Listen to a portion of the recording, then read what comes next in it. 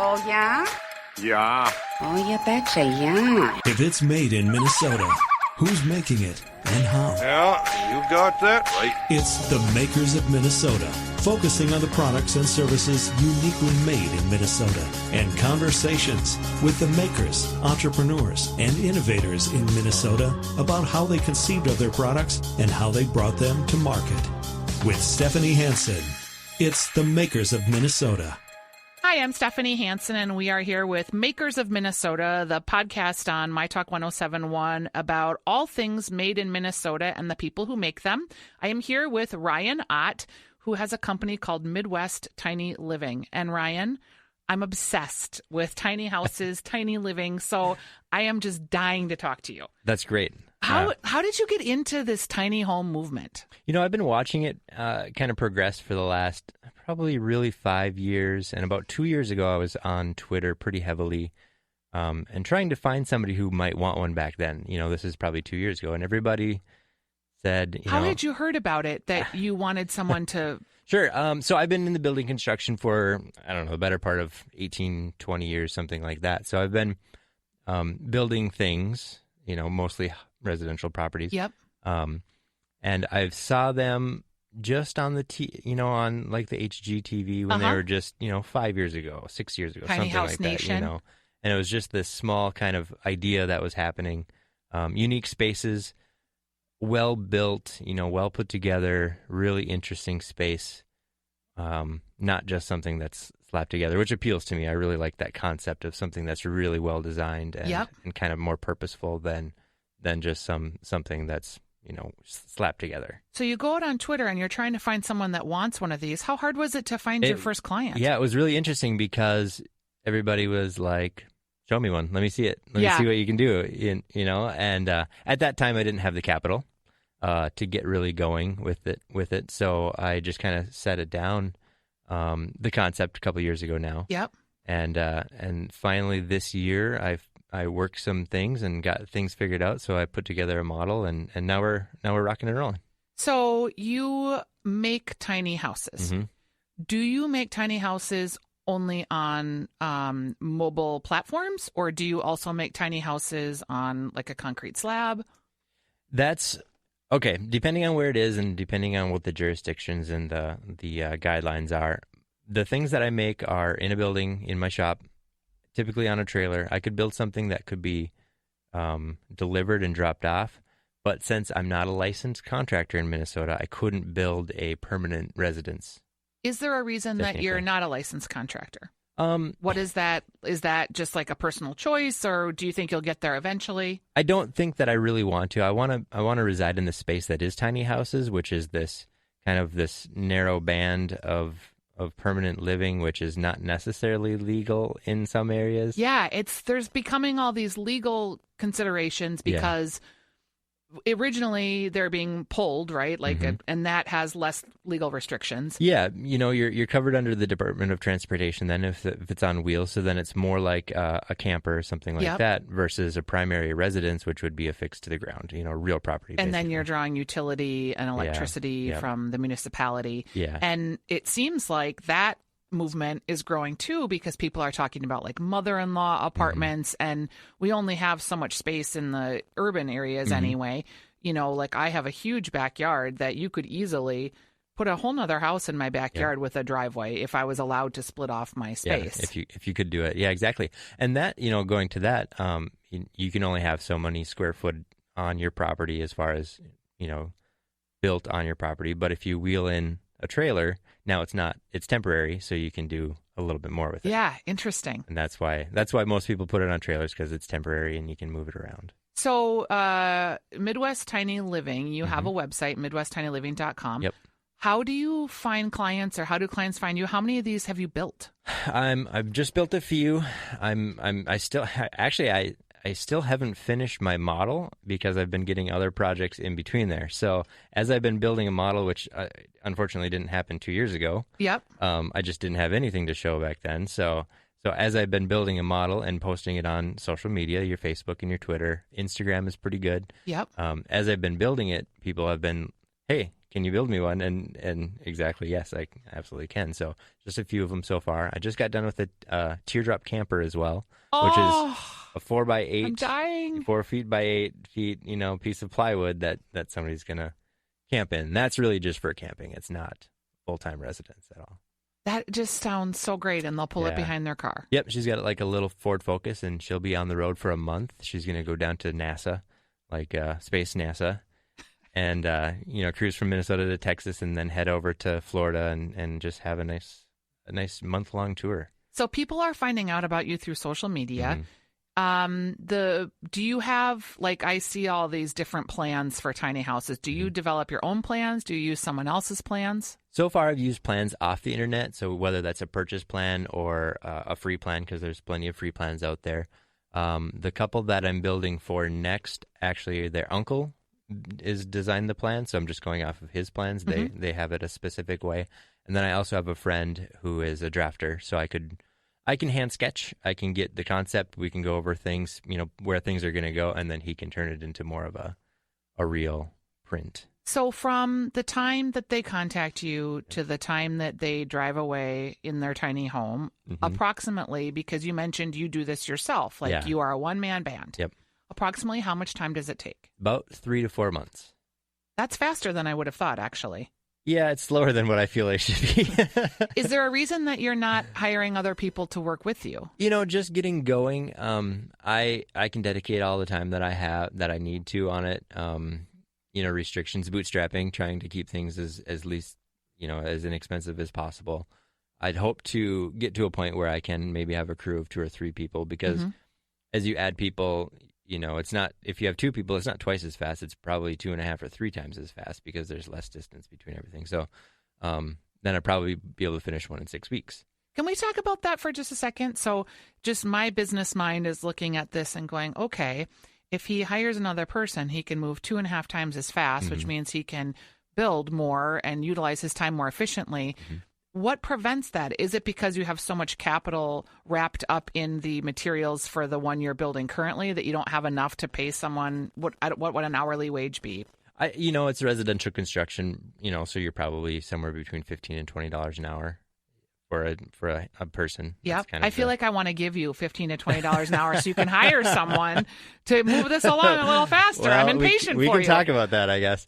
I think it's just keeping things on the easy. It's a combination of being out so far. I only have one more project right now, which is it's a shell. So I'll be doing the frame, siding, roof, windows, which will be about 4 weeks or so just to get that part.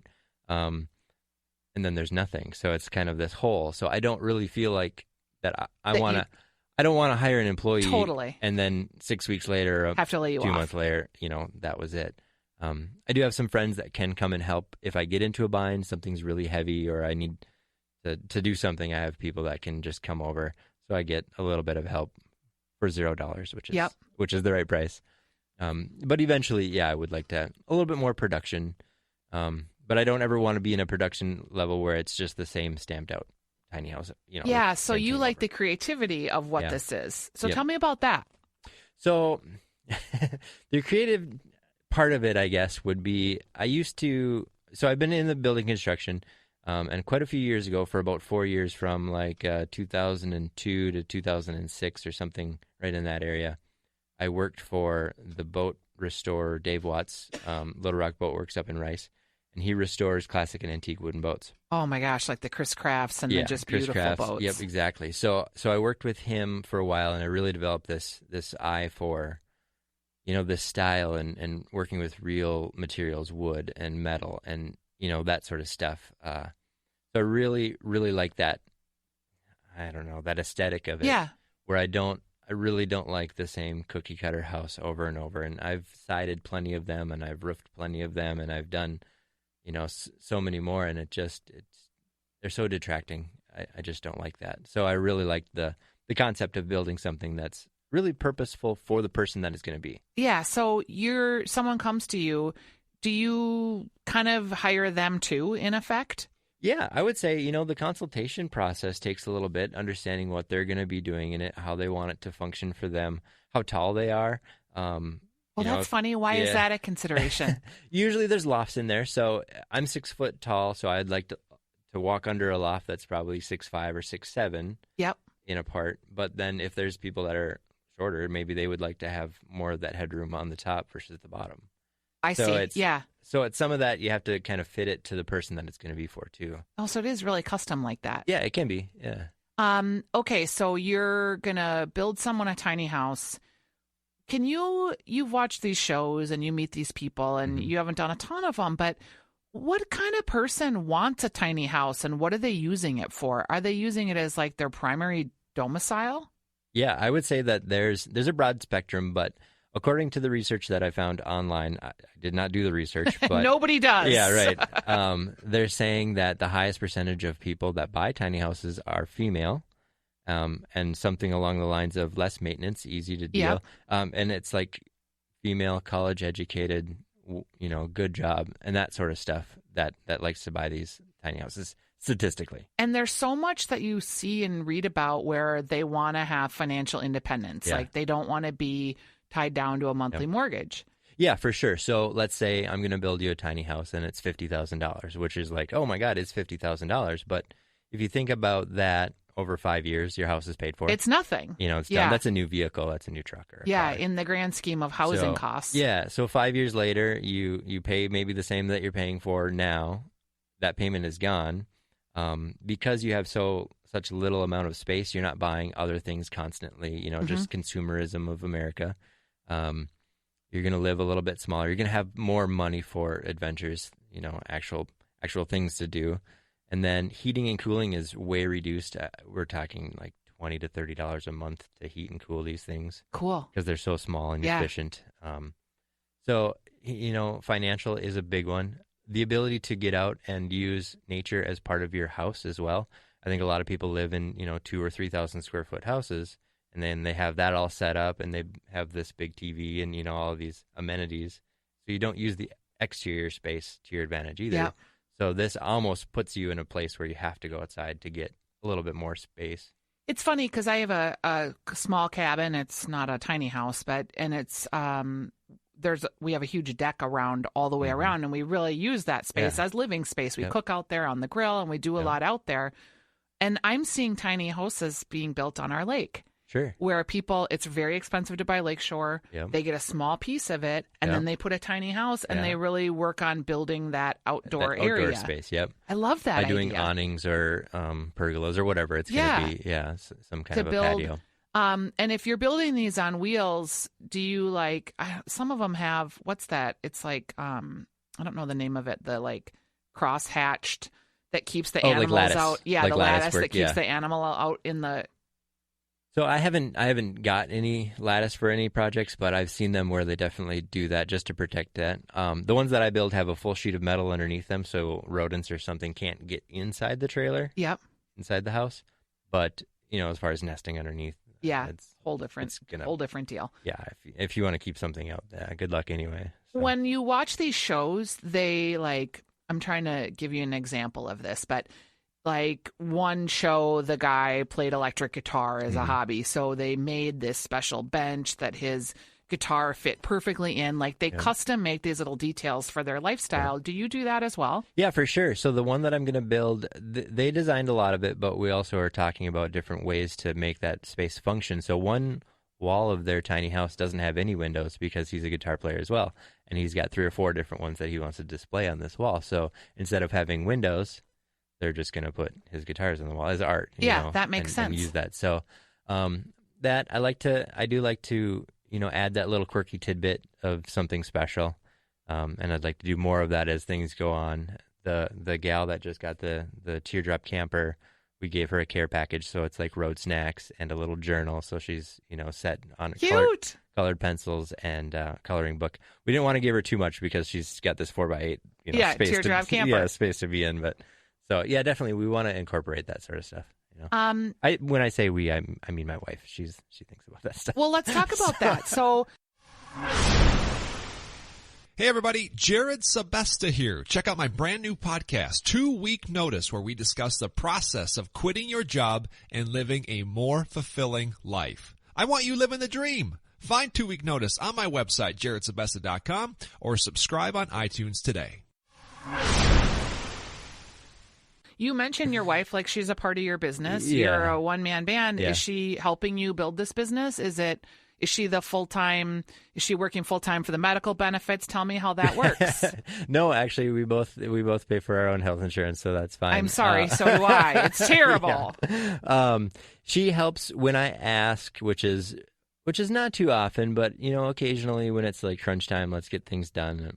Hey, can you come help me? But as far as bookwork or anything, she's kind of hands off. She doesn't really do that. She likes her time. So yeah, and so I meet a lot of couples that work together. Yeah. So you guys don't really work together. She would just be offering to help you out if you needed it. yeah, we definitely would. I think in the long arc, we probably will work together at some point. But right now, she's too busy doing what she's got to do for work. She does HR for a company, so she's just constantly busy. In terms of financing, so you go out, you troll on social media, you get your first client. Yep. Now I'm assuming you have to buy like $20,000 worth of stuff, right? Yeah. Yep. Did you just put it on credit cards? How did you finance your first house? Yeah, there's a lot of it that's in-store credit or credit cards. That's not just straight up cash. So it's a lot of bootstrapping and figuring it out, setting timelines to the project too, where you have a down payment, which is going to get you started, and then you try to get those milestones as you go to get that paid for, so you can kind of the client pays you along the way as well. Yeah, I like to set up milestones. So the next one that I have is the down payment, and then there'll be two setup payments. So one about halfway, and then one when it's done. So. And you mentioned that you buy your own medical insurance. Yeah.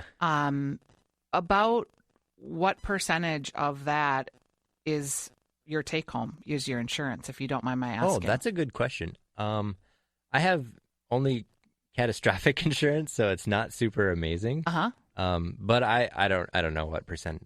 I don't know what that is. We've been talking about medical insurance with different entrepreneurs, and like I think for me personally, it's like 15, maybe 20% of my income is going towards insurance for my family. Yeah, it's a tough sell. I think that the concept of the new way is good. I think the concept is there, but the functionality We've got some work of it to do. is not quite there yet. I couldn't agree more. And I don't go to the doctor.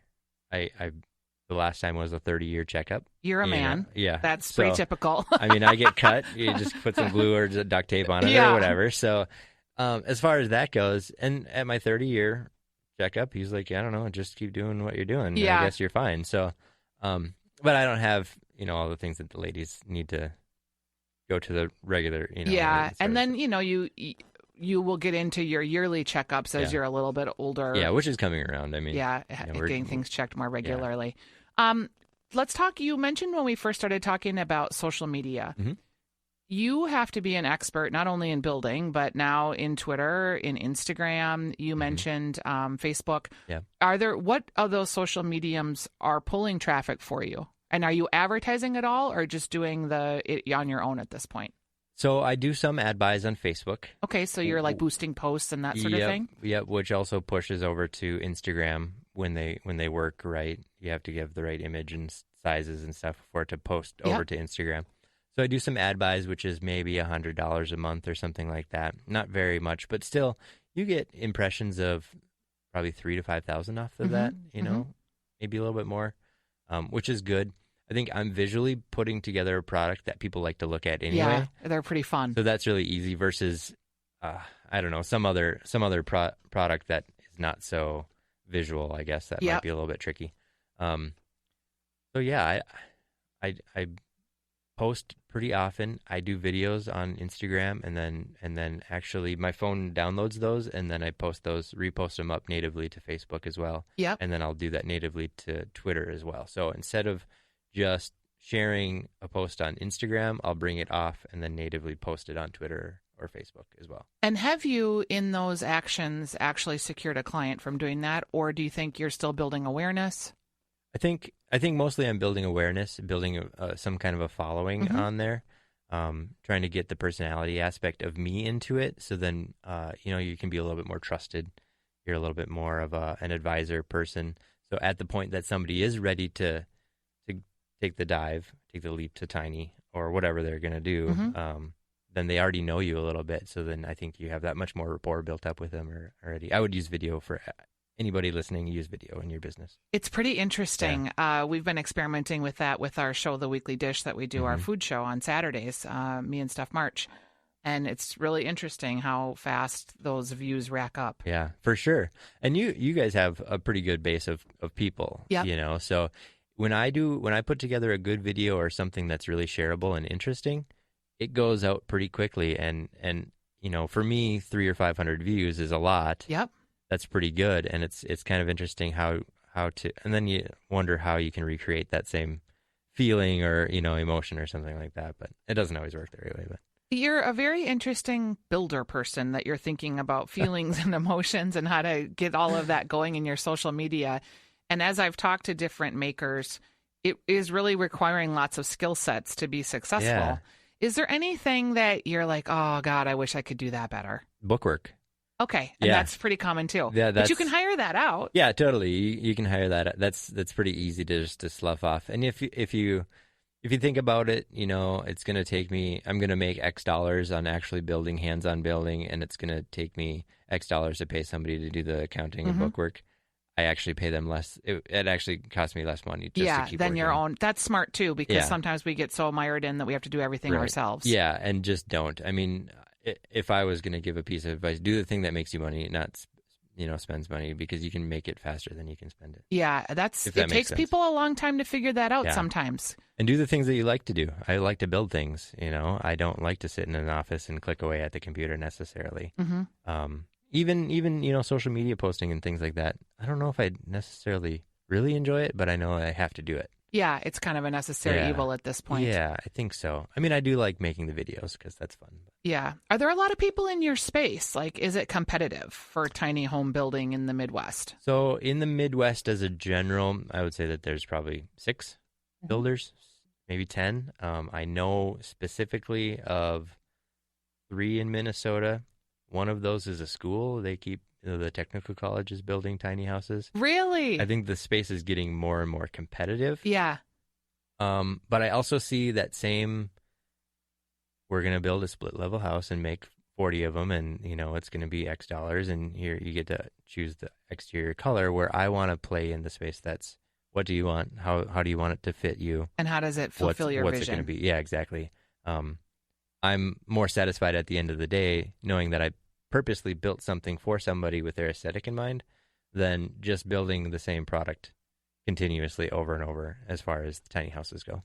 We're talking to Ryan Ott. He is with Midwest Tiny Living.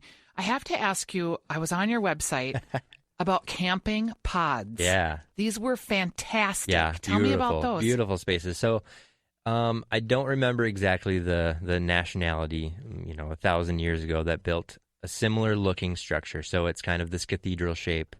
And that one was built out of rock stones. Okay. So the original kind of this cathedral shape is you know, if you can think of cathedral windows, you know, anyway. Yeah. Go it's to the like website, a round tent looking thing. It's kind of this thing. On a platform. So over in Europe, there's a company that decided to make these into a camping situation. So it's wood, pine interior, tongue and groove pine interior, and then some kind of a cladding, whether that's a steel roof or a cedar exterior, something like that.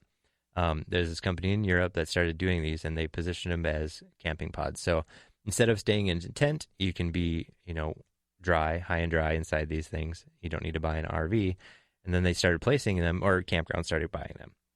So that's where the concept comes from. They're doing really well with that, and I'm bringing that over here because I know I can build that in my shop, and it's something that really looks really nice. I mean, I really like the way that they look, so I'm really interested in building that. They're beautiful, and I can see a campground buying them. Yeah. Could you, like, we have land, could you put them on your own land, and how big are they? So the structure that I'm looking at is 8 feet wide.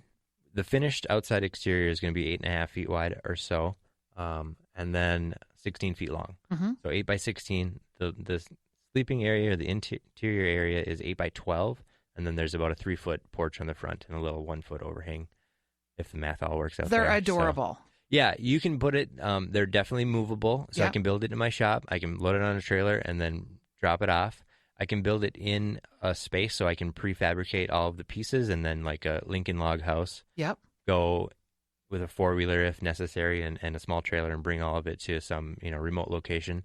I had thought about maybe these places that you have to portage to and you want some kind of a building out there. It definitely would fit the bill for that pretty easily. Yeah, I have a cabin in Ely, Minnesota, and there's lots of islands and places that are hard to get to from the road, but so the materials, you could bring them over by boat for sure. Yeah, exactly. The materials break down. 16 feet is the longest, and it would probably take a couple trips, but that's how you do that. So they're really elegant. It's a kind of a simple elegance. It just looks better than like a log cabin or the traditional Minnesota log cabin. How much does something like a camping pod cost? They're about $9,500. Okay. Yep. Wow. So think about that too. Like for us, we have a cabin, but maybe we need more sleeping space, and we do have tent platforms that we will. So it would be a $10,000 solution versus another cabin. Yeah. Exactly. Versus another cabin, it's a nice bunkhouse. You could add electricity to it or some kind of a LP gas if you wanted to have a burner going. So they're so cute. Yeah, and the price is, it's reasonable. It's not like this, crazy amount. It makes manageable. It makes getting land, putting the structure on the land possible for middle-class families, people in their 20s and 30s versus having to wait till you're 50 and almost retired to have your lake home, Yeah, exactly. You can buy a piece of property and put something like that on there, and you have a solid place to live while you're camping. I build it all out of thick material, so I build it out of 2-inch thick tongue and groove pine versus what you'd typically see is like a 3/4 inch thick, so it's 2.5 times bigger. So this thing is going to last 50 or 60 years for sure before you have to do any kind of maintenance on it. Oh, that is so awesome. That's the way I want to build things. I want to build things that will last for as long as humanly possible. Yeah, it's just it's really beautiful. It's a great concept. Ryan, thank you for the inaugural journey of being the first man on our podcast. Yes. I really appreciate that. I think that's great, actually. I think it's great that it's been ladies so far. Yeah, it has been. But, men can come too. If you are listening to this podcast and you've got a story, Ryan actually reached out to me, I think on LinkedIn, or maybe Facebook from a friend that recommended. Yep. You can find me at shanson@hbi.com if you want to email me. Otherwise, I'm Stephanie Hansen on LinkedIn. I'm Weekly Dish because of the radio show on Twitter. Stephanie's Weekly Dish on Instagram. We've got Min Makers. We've got Makers of Minnesota. We've got all kinds of Twitter handles and social media outlets. You can find me. If Ryan can find me, you can find me. That's right. And I want to hear your stories. I want to hear how it is that you guys decide to make what you make and do what you do and make the sacrifices you're making. Are you do you read like books or business magazines, or how do you get your creativity and your ideas? My wife says, "How did you come up with that?" Probably once a week or something like this. I've always been an entrepreneur since I can remember. I've had other businesses. I've owned my own construction. I have been a licensed contractor. I had a restaurant in Crossroads Mall in St. Cloud. Okay. I've done other miscellaneous things along the way, and a lot. A true jack of all trades, or a Ryan of all trades, as it were. So I grew up. My father passed away when I was 1, and I grew up with just my mom and my sister. Yep. So I was the man of the house, and if the pilot light went out in the furnace, I had to go figure out how to do it. So I think just this lifelong figuring it out has really served me well. And I'm also like a solution person. So if you have a problem, I just want to find a solution for you. Yeah. Whether you want the solution or not, I'm going to give it to you. Sometimes in a marriage, you can be solving things we don't want you to solve. But so, that's another show. My mom is really artistic. She's a great painter. She does stained glass. I've grown up around her doing these different things, kind of that polymath thing. And I just kind of figured that out. So, I don't know. I just like to do stuff. I don't like to sit around. Doing stuff is a hallmark of entrepreneurs, and you seem like you have a great business that you're launching here. I'm really excited to have talked to you again. I'm just crazy about the stuff that you're doing. It's Midwest Tiny Living. It is Ryan Ott. You will be able to find him on Instagram, on Twitter, on Facebook. When we post the podcast, we'll put information about how to reach these folks. Unfortunately, each of my things is something different because it's this mixture of personal and whatever. Isn't that's a funny thing that you bring that up, though, because as you heard me go through all of my media handles, you started out in this social media space, kind of it was personal, and then it becomes business. And then if you're an entrepreneur, sometimes it becomes one and the same, right? Like a rising phoenix, you have this thing that works so long and you burn it up and then you have to start all over again. That's right. Which happens often. And then now you have this Twitter handle with, 4,000 people following you. And you're like, should I change it? Is that reasonable or unreasonable? I don't know. So I don't know. I haven't changed it. It's a branding challenge. It is, yeah, it can be. Because you're just, I talk with other people about that too and try to figure it out. And I think once you have it, you have it. It's just the way it is. Yeah, and I think people will find you if they need to find you. Yeah, I think so. And you have a group of followers, wherever you're going to go, no matter what anyway. So, and that core group is going to help you along your way. And those are people that know you, that have worked in business with you, whether it be in food service or something else, watch right? They watch your arc and just are along for the ride no matter what. So those are the people you're really kind of catering to, because those are the people that are going to help you. Yeah, and they will help you. This is a good community of people that want to see you succeed. So yeah, for sure. Thank you for coming in today. Yeah, I really appreciate it. Yeah. Have a great day. Thank you.